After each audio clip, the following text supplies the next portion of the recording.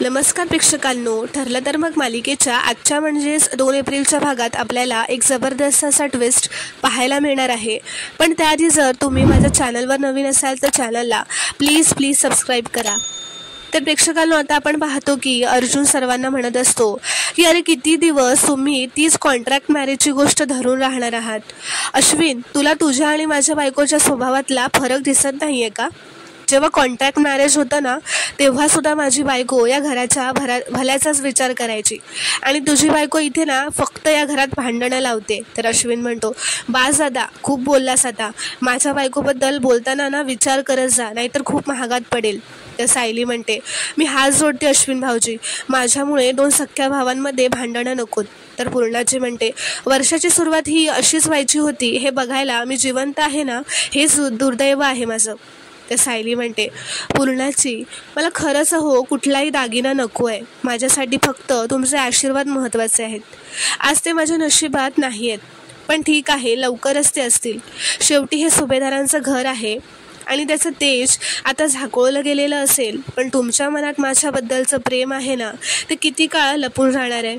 तर आता प्रिया म्हणते, वा सायली, वा, हां, स्वतःच ठिणगी टाकायची आणि मग आग विझवायला स्वतःच पुढे करायचं. उत्तम चाललंय तुझं. तर सायली म्हणते, अगं प्रिया, आज या हाराच्या रूपाने तुला आईंचा आशीर्वाद मिळालाय. भाग्यवान आहेस तू. अगं हे बघ, मला किंवा यांना तुला दुखवायचं नव्हतं. अगं या घरात शेवटी धाकट्या सुनेचा मान हा तुझाच आहे. तर प्रिया म्हणते, पण व्हायची ती जखम झालीच ना आता मलमपट्टी करून काय उपयोग आहे. तर सायली म्हणते, अगं या घराला झालेल्या जखमा चिघळू नयेत म्हणूनच तर मी प्रयत्न करते ना. ती म्हणते, आई पूर्णाची, आज जे वाद झाले त्यासाठी मी हात जोडून तुमची माफी मागते. आपण असं समजूयात ना की हे वाद म्हणजे घरातल्या स्वयंपाकघरात होणारे भांड्यांचे आवाज आहेत. घरातनं भांड्यांचे आवाज आले कीच आपल्याला समजतं ना की स्वयंपाकघर जिवंत आहे. तर कल्पना सायलीला म्हणते, तुझं ना हे गोड बोलणं आहे ना, ते मला नको आहे आता. त्याने माझं मन कडू होतं, कळलं तुला. सायली आता पेढे ठेवलेली वाटी घेऊन येते व कल्पनाला म्हणते, आई, आजच्या दिवशी आपण पेढ्याच्या या गोडव्याबरोबरच कडुलिंबाचा कडवटपणाही स्वीकार करतो ना, कारण कडुलिंबाने आपलं आरोग्य चांगलं राहतं. असाच थोडा गोडवा जपत, थोडा कडवटपणा सांभाळत आपण पुढे जाऊयात ना, तरच ते घर निरोगी राहील. आणि गोडवा जास्त झाला तर डायबिटीस नाही का होणार, असं ती सायली प्रियाकडे बघत म्हणते. तर आता वर खोलीत आल्यावर सायली अर्जुनवर चिडलेलीच असते. ती म्हणते, तुम्ही असे तोफेसारखे धडाधड बोलायला लागलात ना की मला काय बोलावं ना हे सुचत नाही. काय गरज होती दागिन्यांबद्दल विचारायची त्यांना. तर अर्जुन म्हणतो, हे बघा, मी दागिन्यांविषयी बोलतच नव्हतो, पण तुम्हाला तुमचा मान मिळायला हवा की नको. तर सायली म्हणते, आपल्याच घरात कसला आलाय मान अपमान, आणि आई आजींच्या ओरडण्याने मुलांचा अपमान होतो का. तर अर्जुन म्हणतो, हे बघा, त्या तुम्हाला ओरडतात ना तेव्हा मी असं कधीच रिॲक्टसुद्धा होत नाही, पण सणाच्या दिवशी फक्त त्या तन्वीचं कौतुक करायचं आणि तुमचं नाही. दिस इज नॉट फेअर. तर सायली म्हणते, मुळात ना मी फेअर आणि अनफेअर हे इथे वापरू नका. हे सगळं कोर्टात वापरायचं. वकिलासारखी वागण्याची या घरात काहीच गरज नाही आहे. तर अर्जुन म्हणतो, तुम्ही खाली जे बोलत होता ना ते का वकिलासारखंच होतं. तर सायली म्हणते, हो, मी काही वकिलासारखी बोलत नव्हते, मी फक्त घरातलं वातावरण शांत करत होते. आपली माणसं आहेत ती, आपणच त्यांना समजून घेतलं पाहिजे ना. आणि मी पण तुमच्यासारखं वाद घालत बसले ना तर या घरात 24 तास वणवाद पेटलेला राहील. तर आता इथे प्रिया ही नाटक करायला तयारच बसलेली असते, बेडवर बसलेली असते, अश्विन येण्याची वाट बघत असते. अश्विन येताच ती तिची ॲक्टिंग चालू करते व रडायला लागते. तर आता अश्विन प्रियाजवळ जातो, बसतो व म्हणतो, तन्वी, मला माहिती होतं तू दादा आणि वहिनींनी बोललेलं याचाच विचार करत असणार आणि मनाला लावून घेतलेला असणार. अगं दरवेळी तू दादा आणि वहिनीच्या बोलण्याचा किती वाईट वाटून घेतेस, असं का करतेस तू. तर प्रिया म्हणते, मी प्रयत्न करते अरे अश्विन, पण तुझ्यात आणि अर्जुनमध्ये वाद झाली ना की मला त्रास होतो. आधी अर्जुन तुझ्यावर किती प्रेम करायचा, पण आता सायलीने ना त्याचे कान भरलेत. तो तुझ्यावर आवाज चढवतो आणि मला हे अजिबात सहन होत नाही. तर अश्विन म्हणतो, मी काय गप्प बसणाऱ्यातला नाही आहे. तर प्रिया म्हणते, तू दिवसभर घरी नसतोस ना अरे अश्विन, मला ना खूप टोमणे सहन करायला लागतात यांचे. सायली अडून बोलते आणि अर्जुन तर काय थेट आरडाओरडाच करत असतो. तर अश्विन म्हणतो, समोर असतानाच ते एवढा आरडाओरडा करताय तर मी नसताना काय होत असेल. I can't imagine. तर आता इथे अर्जुन सायलीला शांत करण्याचा प्रयत्न करत असतो. तो म्हणतो की आपण जरा बसून बोलूयात का. तर सायली म्हणते हेच करता तुम्ही नेहमी, आधी मला चिडवायचं आणि मी चिडले बोलायला लागले की तुम्ही विषय बदलून मोकळे व्हा. तर आता अर्जुन सायलीला शांत करतो व बसवतो व म्हणतो ॲक्च्युली मला ना तुम्हाला आल्या आल्या काहीतरी सांगायचं होतं. तो म्हणतो बरं आता ऐका, मी आणि चैतन्य त्या कॅफेमध्ये जाऊन आलो आणि साक्षी आणि प्रिया एकमेकांना आधीपासूनच ओळखतात ना याचा CCTV फुटेज मिळाला आहे आपल्याला. तर इथे आता प्रिया अश्विनला म्हणते ती सायली ना खूपच आतल्या गाठीची आहे, सतत असा वाईटपणा घेत नाही, फक्त दाखवत असते की ती किती साधी आहे, सरळ आहे. ती शाळेतली वाया गेलेली मुलं असतात ना, अभ्यासू मुलांना चिमटा काढून पळत जातात, त्यातली आहे ती सायली. फक्त सासूतपणाचा आव आणायचा प्रयत्न करत असते. ती आश्रमात असताना पण ना हेच करायची आणि मधुभाऊंना नेहमी ती चांगली आणि साधी वाटायची. तर अश्विन म्हणतो मी सुद्धा तिच्या साधेपणाच्या नाटकाला भुललोच होतो की. प्रिया म्हणते तिचे ना खायचे आणि दाखवायचे त्यात वेगळे आहेत. मला नाही रे असं वागता येत. मला एखादी गोष्ट आवडली नाही ना की मी ती सांगून टाकते आणि मग सायली मला वाईट ठरवते. तर अश्विन म्हणतो तिने तुझ्या विरोधात प्लॅन्स केले ना तरीही मी नवरा म्हणून तुझ्या पाठीशी कायम उभा आहे. मी तुला कायम जपेन आणि यासाठी मला त्या दोघांच्या कितीही विरोधात जावं लागलं ना तरी मी जाईन, मी विचार करणार नाही. तर आता प्रिया अश्विनला मिठी मारत म्हणते अश्विन तू नसतास तर माझं काय झालं असतं रे. आणि मिठी मारूनच आता ती मनातच असं म्हणते की हा माठ रिकामा असला तरी अगदी निरुपयोगी तर नाही आहे, चांगल्या मातीचा बनलाय, जवळजवळ परफेक्ट हजबंडच आहे. आधी याच्यात आणि अर्जुनमध्ये फूट पाडता यायला हवी. त्याआधी ना त्या बुटीकचा पुरावा मिळवते आणि मग ह्याच्या कामाला लागते. तर आता इथे अर्जुन सायलीला तो CCTV फुटेज दाखवतो. सायली म्हणते यात तर स्पष्ट दिसतंय की प्रिया आणि साक्षी भेटतायत आणि हे साक्षीने प्रियाला पैसे कसले दिलेत. तर अर्जुन म्हणतो हो, साक्षी प्रियाला पैसे द्यायची. तर अर्जुन म्हणतो प्रिया साक्षी आणि महिपतसाठी खुनाच्या आधीपासूनच काम करत होती याचा ना हा खूप मोठा पुरावा आपल्या हाती लागलाय. तर सायली म्हणते चला नवीन वर्षाची सुरुवात तर खूप चांगली झाली. ती म्हणते आता प्रिया साक्षीला वाचवण्यासाठी कोर्टात खोटं बोलली हे सिद्ध करणं सोपं जाईल ना आपल्याला. तर अर्जुन म्हणतो खूप नाही जाणार पण थोडंसं जाईल. हे बघा आपल्या हातातले पुरावे हे इम्पॉर्टंट आहेत पण कोर्टात दाखवण्यासाठी पुरेसे नाही आहेत.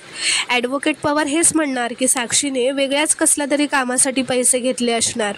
सायली म्हणते जेव्हा आम्ही जीव तोडून आश्रम वाचवण्याचा प्रयत्न करत होतो तेव्हा ही प्रिया असली कारस्थानं करत होती.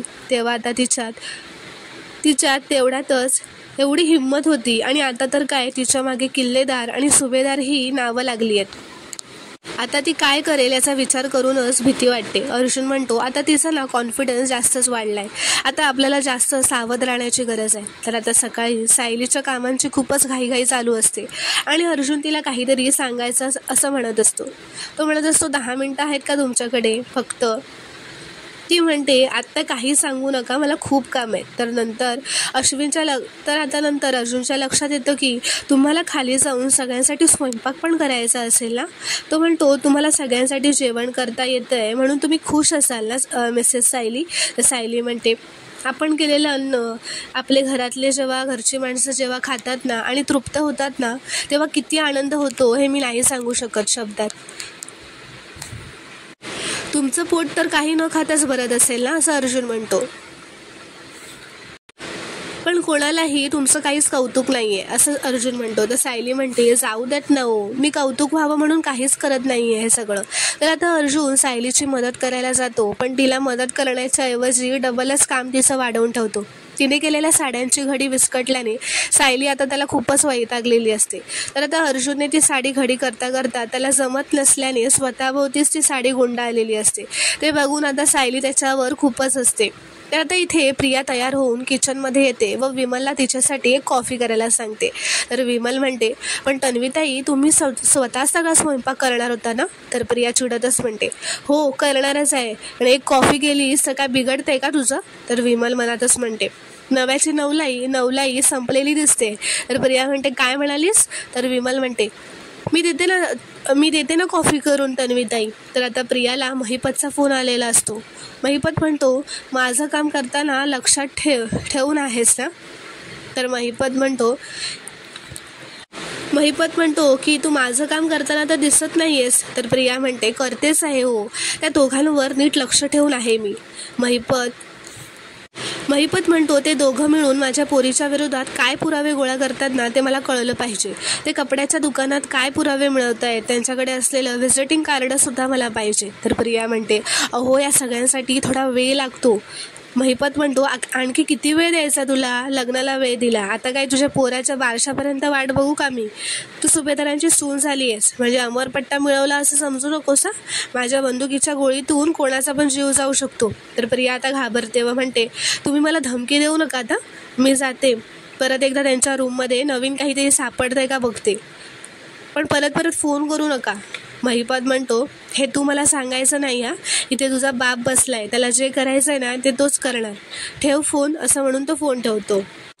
तर आता अर्जुनने सायलीचं काम वाढवून ठेवल्यामुळे सायली त्याला सांगत असते आता प्लीज कोणत्याही घड्या घालायला जाऊ नका, तेवढे उपकार करा माझ्यावर. या खोलीत ना तुमचा लॅपटॉप सोडल्यास कोणत्याही वस्तूला हात लावू नका. आता प्रिया सायली व अर्जुनच्या खोलीत आलेली असते. ती म्हणते सॉरी मी नॉक न करताच आले. तर अर्जुन म्हणतो काम काय आहे ते सांग. तर प्रिया म्हणते अरे कामाशिवाय यायचं नाही असं कुठे लिहिलंय का. ती म्हणते अर्जुन आता ना हे वाद वगैरे सगळं विसरून जाऊयात ना, पूर्णाजीला किती त्रास होतो माहिती आहे ना. तर सायली म्हणते कोणाला त्रास होतो याचा विचार तू कधीपासून करायला लागलीस का. तर ती म्हणते तुम्ही सहजासहजी माझ्यावर विश्वास ठेवणार नाही हे माहिती आहे मला, पण हरकत नाही, मी प्रयत्न करत राहीन. ती म्हणते सायली तुझ्यावर कामाचा ऑलरेडी खूप लोड आहे, मला सांग मी काय मदत करू तुला. तर अर्जुन म्हणतो इथून बाहेर जा, हीच खूप मोठी मदत होईल आमच्यासाठी. तर प्रिया म्हणते अर्जुन राग विसर ना, आता मला तुमच्या मनातली अडी आता मिटवायची आहे रे. मी एक काम करते ना, तुमची खोली आवरायलाच मदत करू का. व ती पुढे येते व कपडे उचलते. तर सायली तिच्या हातून ते कपडे काढून घेते व म्हणते काडीची मदत नको आहे मला तुझी, मी आणि माझा नवरा समर्थ आहोत काम करायला असं सायली म्हणते. ती म्हणते आता भांडणं उकरून काढू नकोस, खाली जा, चल निघ. तर आता अर्जुन प्रियाला थांबवतो व म्हणतो तुम्हाला नाही वाटत का मिसेस सायली की आपण तन्वीशी जरा हार्श वागतोय, तिला आपली मदत करायची आहे हो, मग आपण एक टास्क देऊयात ना तिला. तो म्हणतो पण इथे नाही, खाली जाऊन. आणि मिसेस सायली दार नीट लॉक करा काय ना कोणता तरी चोर कधी आपल्या रूममध्ये शिरेल आणि काय सांगता येत नाही त्याचं. चला तन्वीचं मन आपण मोडायचं नाही, चल तन्वी तू पण चल पटकन खाली जाऊयात असं म्हणत आता तो त्यांना खाली घेऊन जातो. तर आता इथे दुसरीकडे महिपतला त्या दामिनी देशमुखची अपॉइंटमेंट न मिळाल्याने तो खूपच चिडलेला असतो. महिपत म्हणतो मी कोणाच्या पण दारात असा रांगेत उभा राहत नाही, दारावर लाथ घालेन आणि दार तोडून आज जाईन मी. नागराज म्हणतो पण त्यासाठी तिने तुला दारावर तरी उभं केलं पाहिजे, माज आहे त्या बाईला, खूपच माज आहे. आणि का नसणार, ट्रॅक रेकॉर्डच बघ ना तिचे, त्या बाईचे केस जिंकण्याचे रेकॉर्ड. अशा केसेस जिंकते ना ती पटापट, भले लोक येतात तिच्या इथे आमची केस घ्या करत, तूही त्यातलाच आहेस ना. तर महिपत म्हणतो नागराज शेठ आज काय माझ्या जखमेवर मीठ चोळायलाच आणलेस की काय तू. अरे आजपर्यंत कुठलाच वकील माझ्याशी असं वागलेला नाही आहे, ही दामिनी देशमुख भेटायलाच तयार नाही आहे. महिपत म्हणतो आता भेटायचं म्हणजे डायरेक्ट भेटायचं थेट, आता फोन बिन विसरा, आता त्या दामिनी देशमुखला दाखवतोच, हा महिपत शिकरे कायचेच आहे, चल नागराज असे म्हणत आता ते निघून जातात. तर आता इथे अर्जुन हा सायली व प्रियासोबत किचनमध्ये येतो व विमलला म्हणतो विमलताई आज तुला सुट्टी आहे, कारण आज या घरातली सगळी कामं घराची मोठी सून नाही तर घराची धाकटी सून करणार आहे. आणि ही जबरदस्ती नाही आहे अजिबात, ती स्वतःच आमच्या खोलीत आली होती आणि म्हणाली की तिला आम्हाला कामात मदत करायची आहे, घे ना प्रिया. तर आता प्रिया म्हणते हो पण ती तिथून पळ काढण्यासाठी असं म्हणते की आता विमलताईंनी स्वयंपाकाला सुरुवात केलीच आहे ना, तर मी उद्यापासून स्वयंपाक करते. तर विमल म्हणते नाही मी अजून सुरुवातच नाही केली आहे तन्वीताई, मी भांडी घासत होते ना. तर अर्जुन म्हणतो अजिबात हात लावायचा नाही या भांड्यांना तुम्ही विमलताई, नाही म्हणजे आता तन्वी भांडी घासणार नाही, म्हणजे तिला आज भांडी घासायची इच्छा झाली आहे ना, तर आपण तिला नाराज कसं करायला पाहिजे. तन्वी तूच भांडी घास, ती या घराची लाडकी सून आहे ना, विमल तुझा आराम कर असं तो विमलला म्हणतो व तन्वीला भांडी घासायला लावतो. तर सायली म्हणते विमलताई फरशी पुसली नाही आहे का. तर विमल म्हणते नाही ना अजून. तर अर्जुन म्हणतो अरे तन्वी आहे ना, ती सगळं करेल. तर विमल म्हणते कणिकही मळायचं आहे आणि भाजीला फोडणी पण द्यायची आहे. तर सायली म्हणते आणि ओला कचरा सुद्धा मागच्या बागेत पण टाकायचा आहे ना. तर अर्जुन म्हणतो अरे तन्वी आहे ना, ती सगळं करेल. तन्वी आता खूपच घाबरलेली असते. अर्जुन म्हणतो आपण ना भांड्यांपासून सुरुवात करूया हा तन्वी. आता प्रिया भांडी घासायला जाते आणि सायली, विमल, अर्जुन तिच्यावर मनातच हसत असतात, तिची मजा घेत असतात. तर आता अर्जुन तिची मजा घ्यायला म्हणतो तन्वी जरा जोरात जोरात भांडी घास. तर आता अर्जुन तिची आणखीनच फिरकी घेण्यासाठी म्हणतो की मला खूप भूक लागली तन्वी. ते सायली म्हणते तन्वी आधी जरा कोबीचे पराठे करतेस का गं, यांना भूक लागली आहे. आधी कर ना, भांडी राहू देत. तर आता तन्वी लगेचच हात पुसते व कोबीचे पराठे करायला घेते, कोबी चिरायला घेते. तर आता प्रिया ती कोबी चिरायला घेते पण तिला तर काही नीट चिरता येत नसते. तर आता अर्जुन म्हणतो ई खूप घाण वास येतोय. सायली सुद्धा म्हणते अगं तन्वी आज केर बाहेर टाकला नाही आहे गं, जरा नेऊन बाहेर टाकून येतेस का. तर आता त्या केराला खूपच घाण वास येत असतो. तर त्या कचऱ्याचा डब्बा आता तन्वी नेऊन बाहेर टाकायला जाते. तर आता कचरा टाकून आल्यावर ती सरळ येऊन पुन्हा ती कोबी चिरायला लागते. तर सायली व अर्जुन तिला म्हणतात अगं शी हात तरी धुऊ आधी. तर आता ती हात धुवून पुन्हा कोबी चिरायला येते. तर अर्जुनच्या डोक्यात परत तिची मदत घेण्याचा विचार येतो. तो म्हणतो किती कचरा आहे फ्लोअरवर, अशा ठिकाणी उभं राहून जेवण कसं करायचं ना. अर्जुन म्हणतो तन्वी जरा फ्लोअर साफ करून घेतेस का गं. तर प्रिया विमलकडे बघते. तर विमलही म्हणते की बादली आणि झाडू तिकडे आहेत. असं म्हणत विमलही तिची मजाच घेत असते. तर आता ही सगळी कामं करताना ना प्रियाला मात्र खूपच राग आलेला असतो, पण तरीही ती चेहऱ्यावर न दाखवून देता ती कामं करत असते. तर आता प्रिया खाली बसून फरशी पुसू लागते. तर आता अश्विन तिथे येतो तेवढ्यातच व म्हणतो हे काय चाललंय. तर अर्जुन म्हणतो अरे अश्विन बघ तुझी बायको किती कामं करते, आज तिला कामं करायची खूप इच्छा झाली होती. तर आता अश्विनला खूप राग आलेला असतो. आता ती प्रिया अश्विनला नाटकच करत म्हणते मी तुला म्हणाले होते ना रे अश्विन, तू ना क्लिनिकला गेलास ना की हे सगळे असा छळ करतात माझा. मी त्याला फक्त म्हणाले की मी तुमची रूम आवरायला मदत करते, तर असलेली नसलेली सगळी कामं त्यांनी मला करायला लावली. हे बघ ना तूच बघ. तर आता सायली अश्विनला समजावते. तर अश्विन तिच्यावरच चिडतच म्हणतो एक शब्द पण बोलू नकोस, तुला कामचुकारपणा करायचा होता म्हणून तू सगळी कामं माझ्या बायकोला सांगितलीस ना सायली, आणि तुम्ही दोघं हे मुद्दाम करताय हे मला कळत नाही असं समजू नका. आज तर तुम्ही मी बाहेर जाण्याची वाटसुद्धा बघितली नाही. विमल म्हणते अहो नाही अश्विन दादा. तर अश्विन म्हणतो तुम्ही सुद्धा या सगळ्या सामील आहात हे कळतंय हा मला विमलताई.